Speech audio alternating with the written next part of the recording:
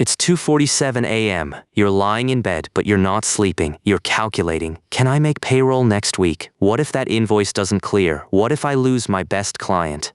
Your chest is tight, your mind won't stop, and somewhere in the back of your head you're wondering, is it supposed to feel like this? Is everyone else handling it better than me? Here's the thing nobody tells you when you start a business. You're about to join one of the most mentally vulnerable populations in the workforce, and almost nobody talks about it. Today we're going to talk about something the business world doesn't like to acknowledge.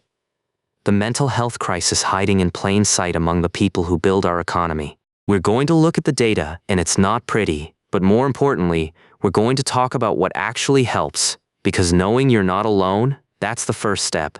So if you've ever wondered whether something was wrong with you for feeling overwhelmed, anxious, or completely burned out, stay with me.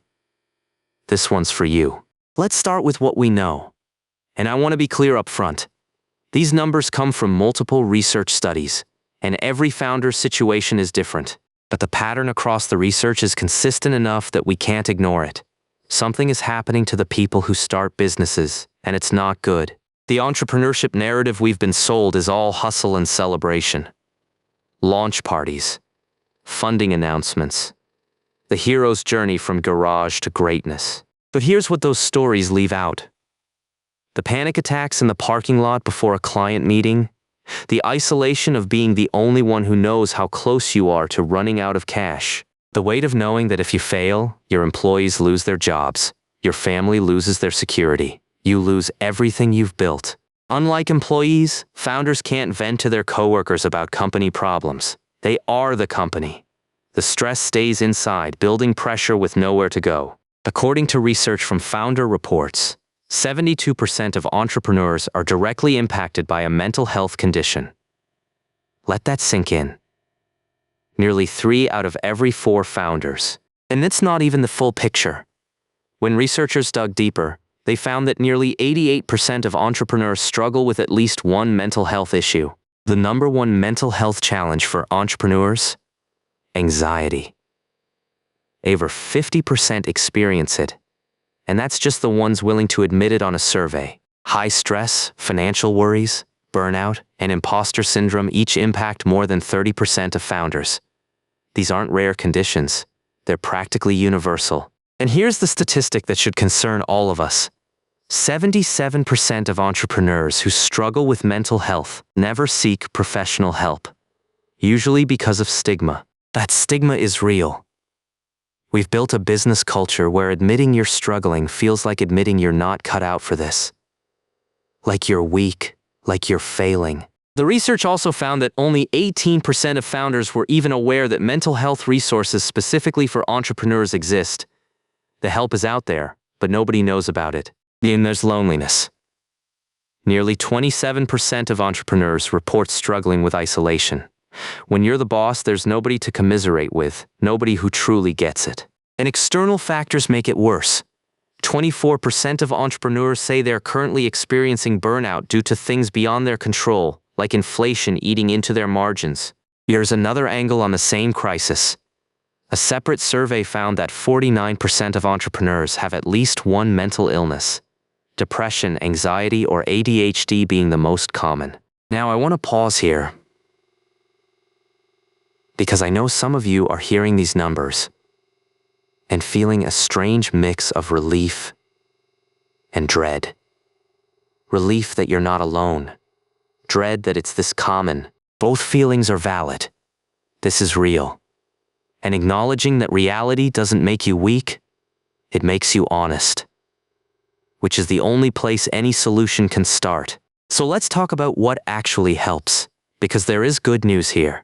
Researchers and mental health professionals have identified strategies that work, real, practical approaches. First, and I know this sounds simple, acknowledge that this is real. You're not imagining it. You're not being dramatic.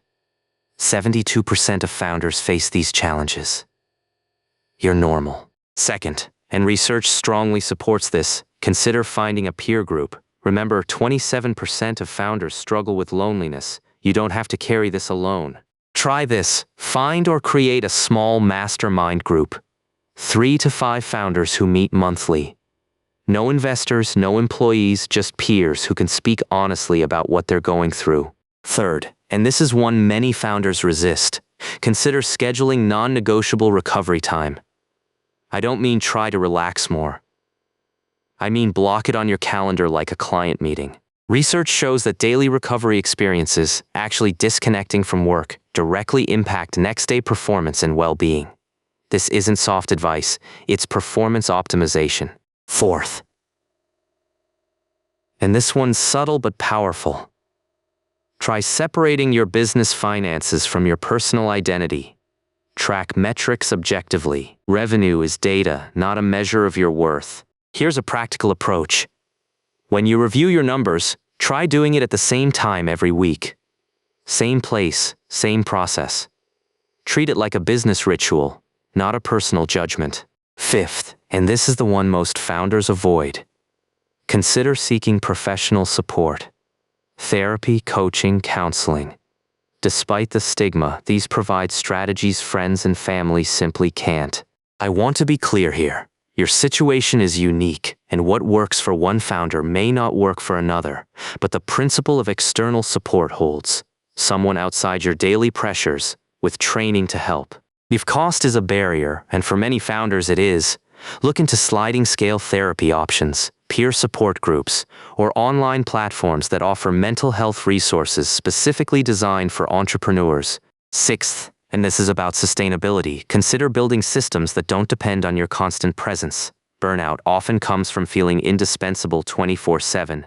Try documenting one critical process this week. Something only you know how to do. Write it down step by step. Train someone else. Create the possibility of stepping away occasionally. Here's something that surprised the researchers. The founders who reported lower burnout weren't working fewer hours. They had better boundaries around when they worked and protected their recovery time fiercely. And look, I'm not going to pretend any of this is easy. Building a business is genuinely hard. The stress is real, the stakes are real. Anyone who tells you otherwise is selling something. But here's what the data tells us. The founders who survive and thrive long-term aren't the ones who grind hardest. They're the ones who take their mental health as seriously as their P&L. The connection between mental health and business performance is well documented. Burnout leads to poor decision-making, missed opportunities, and damaged relationships, both with customers and employees. This isn't about being soft. This is about being smart. About building something that can last. Run by someone who can last. Sustainable entrepreneurship requires sustainable founders. And here's something we don't say often enough. There's no shame in struggling. The shame should be on a business culture that pretends founders are somehow superhuman. The hustle culture narrative is slowly shifting. More entrepreneurs are speaking openly about their mental health challenges, and research suggests this transparency helps normalize seeking support. The more founders talk about this, the easier it becomes for other founders to recognize themselves in those stories. That recognition that I'm not the only one moment can be transformative. So if you take nothing else from this episode, take this. What you're feeling is real, it's common, and it doesn't mean you're failing. It means you're human, doing something genuinely hard. And if this episode resonated with you, if you've ever felt alone in this struggle, know that you're part of a much larger community. If we've been helpful, consider subscribing. We cover topics like this every week. Here's your challenge for this week. Have one honest conversation about how you're really doing. With a fellow founder, a partner, a therapist, or even just a trusted friend. One conversation. Start there. Because here's the thing. We've been told for so long that asking for help is weakness. That real entrepreneurs just push through. That's not wisdom. That's a recipe for disaster. The founders who built the most lasting companies weren't the ones who never struggled. They were the ones who recognized their limits, built support systems, and played the long game. Building a business is a marathon, not a sprint. And marathons require training, recovery, and smart pacing, not just raw determination. The same principles apply here. Your business needs you functioning. Your family needs you present. Your employees need you making good decisions. None of that happens if you burn out. So here's the signal in all this noise. The mental health crisis among founders is real. It's measurable. And most importantly, it's addressable. You don't have to solve this alone. Remember, this content is for educational purposes and isn't financial or medical advice. Your situation is unique, and professional guidance is always worth seeking for important decisions. 72% of founders face mental health challenges. You're not weak for struggling, you're in the majority. The weakness would be pretending otherwise and never getting support. Take care of yourself this week, because the business you're building, it needs you around for the long haul, and so do the people counting on you. Until next time, remember, this content is for informational purposes only and is not financial advice.